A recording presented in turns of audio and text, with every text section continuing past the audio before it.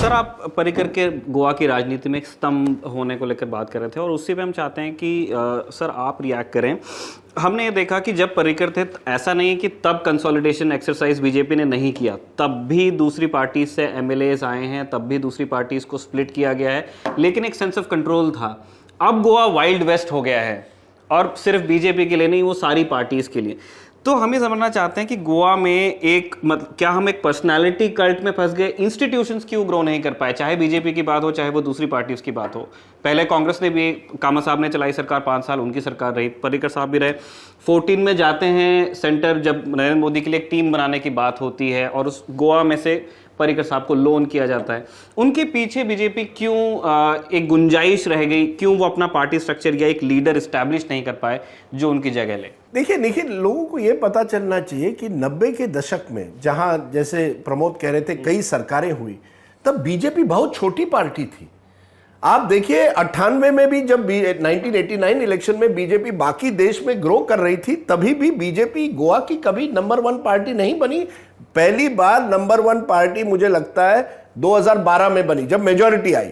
2002 में भी जब पर्रिकर पहली बार आते हैं, उनको छोटी पार्टियों का समर्थन लेकर सरकार बनानी पड़ती। मैं इसी गोवा में, मुझे याद है 93 में आया था, जब बीजेपी के पहली बार विधायक बने। राम जन्मभूमि मूवमेंट के बाद 4 बने, वो भी एमजीपी जो यहाँ की प्रादेशिक पार्टी, रीजनल पार्टी है, उनका सपोर्ट लेके, जिसमें पनोर पर्रिकर एक थे। यानी बीजेपी कभी गोवा की बड़ी पार्टी नहीं बनी थी, ना ही उनका एक तरह से रूटेड ढांचा था। ये केवल पिछले 10 सालों में आप कह सकते हैं, या 15 सालों में, जैसे प्रमोद कह रहे थे, लोगों का जो गुस्सा था कि ये पार्टियां के हर दिन नई पार्टी बन रही है, या कोई पार्टी डूब रही है, या सरकार नहीं बन रही है, तो लोगों का एक गुस्सा था और लोगों ने कहा चलिए हमें स्थिर सरकार चाहिए। उसमें मनोहर पर्रिकर उभर कर आए। लेकिन जब आप जमीन पर जाएंगे तो आप देखेंगे बीजेपी के इतने कोई बड़े नेता कभी नहीं थे गोवा में। 2-3 छोड़कर बीजेपी को एमजीपी पर डिपेंडेंट करना पड़ा। बाकी तो मनोहर पर्रिकर ने अपनी एक पर्सनालिटी बना दी कि मैं इन बाकियों से अलग हूं। लेकिन उसी मनोहर पर्रिकर को एंड में डिफेक्टर्स का हेल्प लेना पड़ा सरकार में 2017 बनाने में। तो मैं समझता हूं बीजेपी की कभी ऐसी एक स्ट्रक्चर नहीं रहा गोवा में जिससे आप कह सकते हैं BJP is natural party of power in Goa. BJP, क्योंकि इस स्टेट में आप ये जानिए, और ये 25% क्रिश्चियन पॉपुलेशन भी है, और बिगैर क्रिश्चियन पॉपुलेशन के आप सरकार नहीं बना सकते। मनोहर पर्रिकर को भी ये 2012 में पता चला, और उनके ज्यादातर जो एमएलए बने वो क्रिश्चियन एमएलए बने। मनोहर पर्रिकर को क्रिश्चियन एमएलए की मदद लेनी पड़ी। तो बीजेपी को एक अलग तरीके की राजनीति करनी पड़ी है, लेकिन उन्होंने पर्सनालिटी मनोहर पर्रिकर की बनाई, लेकिन इंस्टीट्यूशनली ढांचा नहीं बना पाई पार्टी का पूरी तरह से गोवा में। प्रभु जी, हमने ये देखा अभी, क्योंकि बीजेपी पावर में है, हम उनके प्रोस्पेक्ट्स को थोड़ा डिस्कस करना चाहते हैं, फिर हम अगले विषयों पे चलेंगे। हमने देखा कि बीजेपी अभी सफर कर रही है। हमने प्रमोद सावंत गवर्नमेंट को देखा है कि वो किसी तरह उन्होंने धीरे धीरे अपने पहले एलाइज को कैनिबलाइज किया, फिर उसके बाद दूसरी पार्टीज को स्प्लिट किया, और उसके बाद वो एक मेजोरिटी लेकर के आते हैं। जब इलेक्शंस करीब आ रहे हैं, आपके 3 कैबिनेट मिनिस्टर्स चले गए हैं, आपके 3 और एमएलए चले गए। ये नोट्स पुराने हो गए, हो सकता है ये नंबर अपडेट भी हो गया होगा। जिस तरह से एक कोर्स करेक्शन की एक्सरसाइज हमने गुजरात में देखी, एक टॉप डाउन, उन्हें लगा कि this is not going to work, उन्होंने पूरा सिस्टम ही बदल दिया। क्या इस तरह की किसी एक्सरसाइज की चर्चा हुई थी गोवा में? अगर हाँ, तो क्यों नहीं हो पाया? बीजेपी अपना पहले गेम क्यों नहीं ठीक कर पाई? 2 चीज़ें हैं। एक जो मुद्दा जो राजदीप सर उठा रहे थे कि गोवा में जो बीजेपी का वोट शेयर था, वो बीजेपी का वोट शेयर नहीं था, वो मनोहर पर्रिकर जी का वोट शेयर था। क्योंकि अगर बीजेपी का वोट शेयर होता तो प्योरली विचारधारा पे होता, और अगर वो विचारधारा लाके अगर बीजेपी यहाँ अपना वोट शेयर बनाने की कोशिश करती तो वो फेल हो जाती। सो जो सॉफ्ट हिंदुत्व का इमेज मनोहर पर्रिकर जी ने भी तैयार किया, वो इसीलिए तैयार किया क्योंकि गोवा के जो लोग हैं उन्हें हार्ड हिंदुत्व की एक्सेप्टेबिलिटी नहीं रहेगी, वो सॉफ्ट हिंदुत्व की ही एक्सेप्टेबिलिटी रहेगी। और उन्हें ये भी पता चला कि राजनीति के अरिथमेटिक में you need Catholic vote to support you, जिसकी वजह से 2012 में सरकार भी बन गई। उसके बाद ये बीजेपी का पहला चुनाव है जब उनके पास मनोहर पर्रिकर जी नहीं है। मुझे लगता है कि उनको फ्रैंकली पता नहीं है कि उनका वोट कितना है और पर्रिकर जी का वोट कितना है। And that is the reason they have gone into overdrive.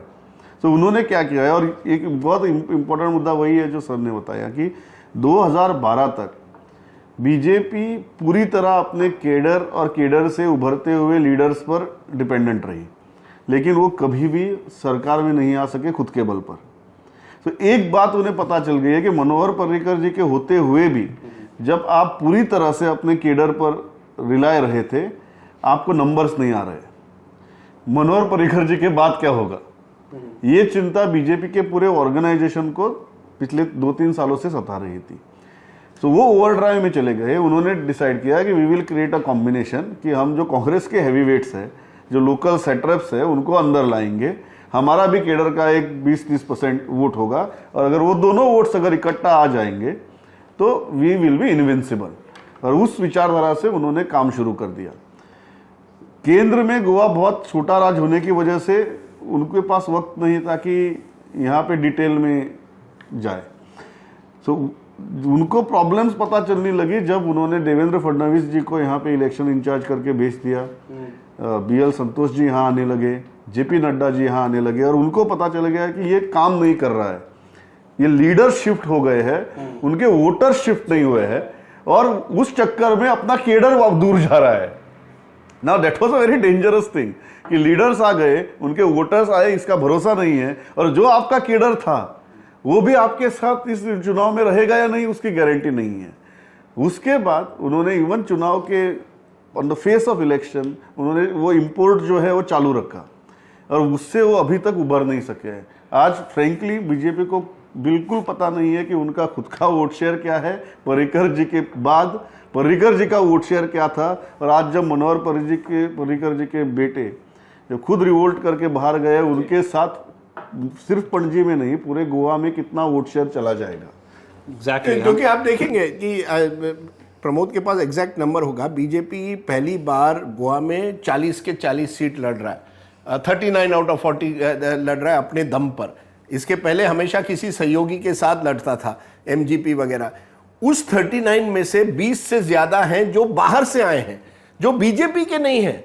यानी बीजेपी ने जो मॉडल गोवा में किया, एक तरह से पुडुचेरी में भी अभी हमने पिछले साल देखा था लास्ट टाइम कि कांग्रेस से लाओ लोग। स्टैटिस्टिक्स जो चेक की थी, इन 39 में से सिर्फ 9 उम्मीदवार ऐसे थे जो केडर से है। देखिए, यानी 30 लोग आपने बाहर से लाए, तो वो अपनी राजनीति लाते हैं, उनको कोई बीजेपी से लगाव नहीं है, उनको अपनी सीट जितानी है।